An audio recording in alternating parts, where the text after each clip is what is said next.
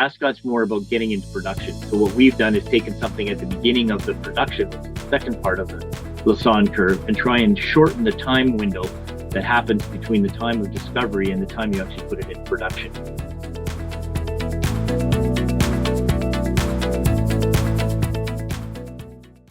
Hi, and welcome to the Assay TV today. I'm very pleased to be joined today by Derek White, President and CEO of Ascot Resources. Ascot Resources is a Canadian mineral development company focused on restarting the processing plant at the historic Premier Gold Mine in northwestern British Columbia. So thank you so much for joining us today, Derek. It's great to have you here. Alice, thanks for having me. No problem. So we'll get straight into it if that's okay with you. And maybe to get us started, you can give us a bit of an overview of the company and what Ascot Resources does. Sure.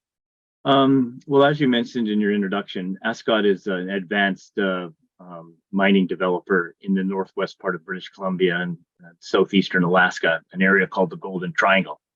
And the Golden Triangle is an area that's blessed with amazing geology, a significant amount of gold, silver, and copper. The big challenge in the Golden Triangle is that it's very mountainous. There's many glaciers. The terrain is pretty rugged. And Ascot is going to be one of two companies that owns a processing plant, which has been working on constructing over the last year and a half. The other two are owned by Newcrest, which may be taken out by Newmont. And there are many exploration and opportunities for mineral development in this area, but the cost of infrastructure is quite costly. And Ascot's strategy was we took over a brownfield site, which was owned at the time by Boliden, a Swedish mining company who had put it on care and maintenance, and started to develop a hub and spoke strategy where we felt we could take smaller high-grade deposits and feed them to a common mill infrastructure. And Ascot hopes to complete that construction and start the first gold production in Q1 of 2024. So we're pretty close to getting that to happen.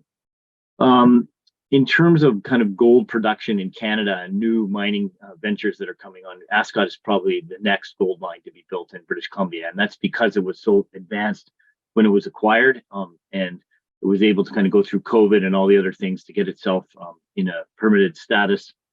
And the construction was relatively shorter compared to a greenfield site. It has two of the highest grade deposits of 7 in Canada, and it's surrounded by many other ones with quite a lot of exploration upside. So the idea for the company is to get it into production, to produce approximately 150 to 170,000 ounces a year, and then to continue to build on that by the existing exploration and other people that are around it. It also has the advantage of being quite, I would say, low on the carbon emission side, A, because it's an underground mine, and B, because it uses hydroelectric power. There was an existing hydroelectric dam on the site, and part of that feeds our neighbor to the north called Bruce Jack, which is owned by Newcrest. And so, we're quite excited about making sure that Ascot takes care of the environment. We have a strong relationship with the First Nations partner, the Nisga'a Nation, and we're pretty advanced as we get into production. Great, thank you. That's very comprehensive. And I think you touched on it briefly just now, but maybe you could talk a little bit more detail about where you are in construction and what the remaining work looks like to achieve your aim of I think getting the first gold pour in Q1 of 2024. Sure. Just before I talk about where we are exactly in production, I'll talk just a little bit about the history, because in a brownfield site, it's a little bit different. The typical cycle for a mining company is you do a lot of exploration, then you go through a lot of permitting, and then you have to do all the construction, then you finally get the production. In this case, the Premier mine, it was the largest gold mine in the British Empire for about 35 years. It was owned by the Guggenheim family out of New York. So if you listeners ever visit the Guggenheim Art Gallery, part of that was built by this mine. And in the 1980s, late or early 90s, there was a new mill put in place in an open pit mine run, and then it was put down on care and maintenance. And so really in the construction process, what we're doing is we're taking what was built in the 1990s and modernizing it to today's standards. So we meet all the environmental conditions. And it's always difficult. It's like an old house, you open it up and sometimes there's things that you keep and they're great. Other times you have to repair and other times you have to replace. And so the process of construction really started in late 2021.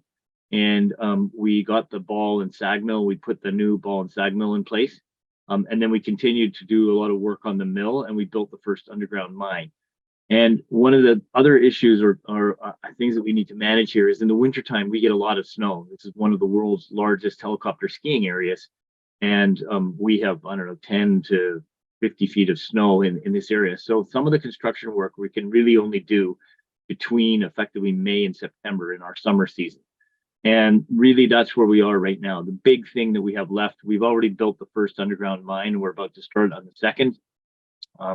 The mill is well progressed. We've basically done everything other than really finishing off the piping and the systems of control. So we're quite far ahead. All the equipment has been delivered and mostly installed at the site. The substation and the tie into the electrical power plant is basically done. But the big item for us is the earthworks on the tailings dam. Now we have an existing tailings dam, but we have to modernize that to today's standard. And we're basically, moving a lot of dirt to basically make that meet the 2-to-1 standards that we on the slope sides that we have to deal with. And we hope to complete that work roughly by the end of October. And so that's really the last gating item for us.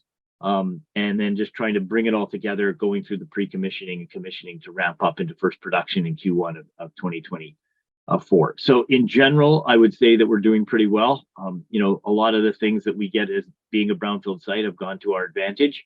But these projects are always difficult, and our industry is notorious for being not on time and over budget. And we're trying to keep, within our budget as a brownfields restart, and to try and keep to our time frame. And so far, so good. And we're not 100% there, but we're well down the track, and the wind is really at our back at the moment, and we're just trying to continue to execute this as we get into production.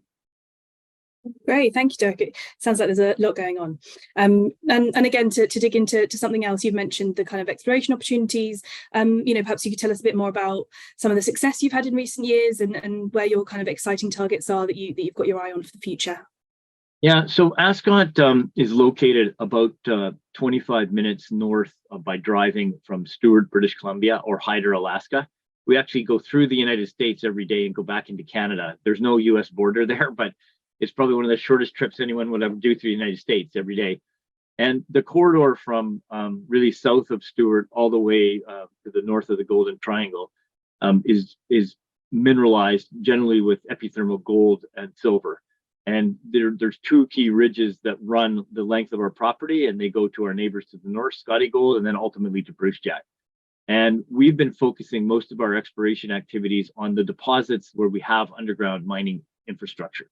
And that's because that's the first ore that we're going to mine. And we've been very successful in mining an area between what's called the Big Missouri and Silvercoin mine. And between them and north and south of them, we've found quite a lot of additional gold. And then in the Premier mine, really to the west of where the Premier mine is known, we've been quite successful. And we think we've hit a new zone to the north called the Sebakwe Zone. And the technique that we're using, so in the old timers were mining 3 ounces a ton or 90 grams a ton, and we're kind of shooting for 8 to 10 grams a ton. And they used to just see whatever came to the surface. In our case, we use a geophysical method, which can identify where we have generally mineralization. Often it's high gold and silver. It doesn't have to be, but it generally is.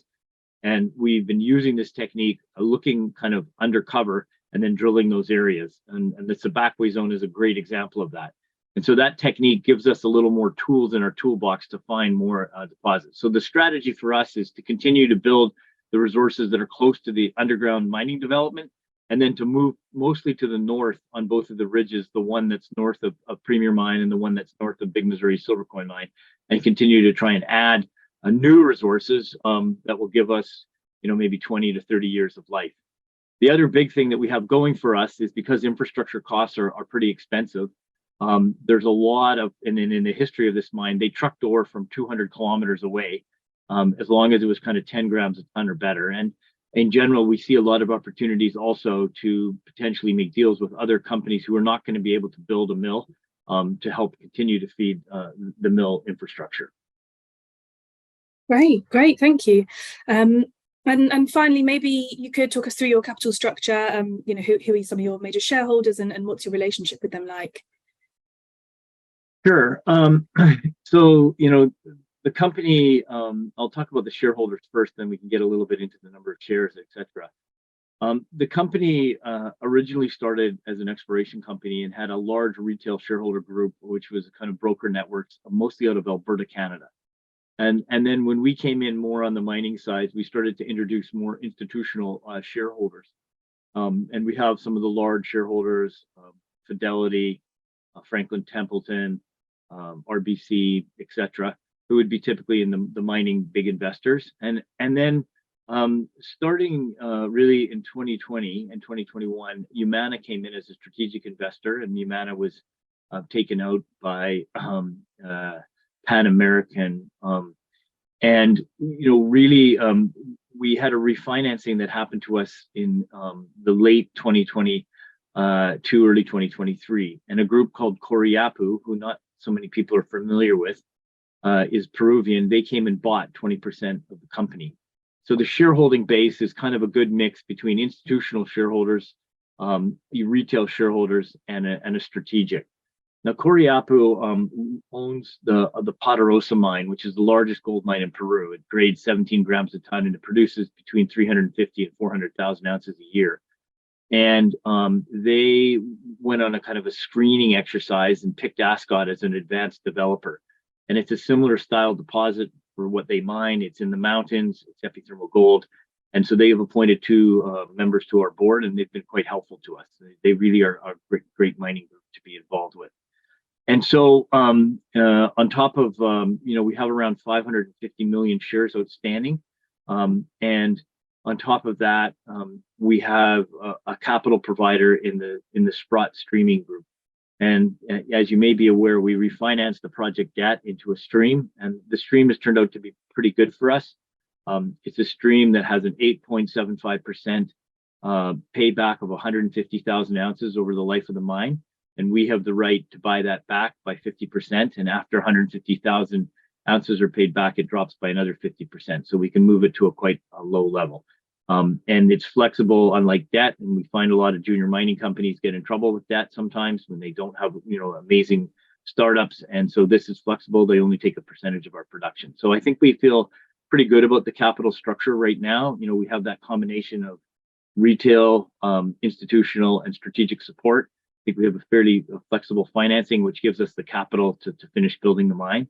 And I think the other thing for investors who may be listening to this presentation or discussion is that a lot of investors play something called the Lathon curve, and they play it at 2 ends. So the first end is, well, an exploration company hits a big target and the shares go way up and some big company is going to buy them out. That's not really what Ascot's about. Ascot's more about getting into production. So what we've done is taken something at the beginning of the production, which is the second part of the Lathon curve, and try and shorten the time window that happens between the time of discovery and the time you actually put it into production. And generally speaking, companies who are listed in the Toronto Stock Exchange, when they go through that second part of the Lathon curve, they re-rate by 30 to 200% on average. And there's a really big change when you move from being a developer and you have developer risk to when you're really actually in production and producing cash flow. The gold price is in a pretty good space for us right now. And so as we move from now till the time we start production, we expect ourselves to re-rate along that curve as many others have in the past. Great. Well, thank you. Thank you so much for that, Derek. That's it's been really great to chat to you. Thanks so much for joining us, and we hope to hear more from Ascot soon. Yeah, thank you very much, Alice, for having us on your show.